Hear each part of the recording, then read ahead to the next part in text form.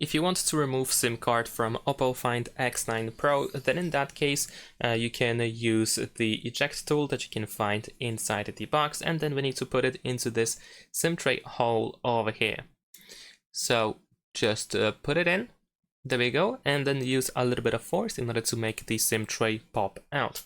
So once you do that, you can use your fingernails in order to remove the SIM tray from the phone. Now over here, in my case, I have 2 SIM cards inserted, and if you want to remove the SIM card, you can try to slightly bend it. You can, for example, hold from one side and then try to use a little bit of force to slightly bend it. There we go, in order to make the SIM tray slightly pop out. As you can see now, it actually popped out, and I can just easily remove it. You don't want to use, of course, you don't want to use too much force, of course, because we don't really want to break the SIM tray. Just tiny bit of force in order to make sure that the SIM tray pops out. And there we go. Let me actually try to get it out. I can actually just put it upside down.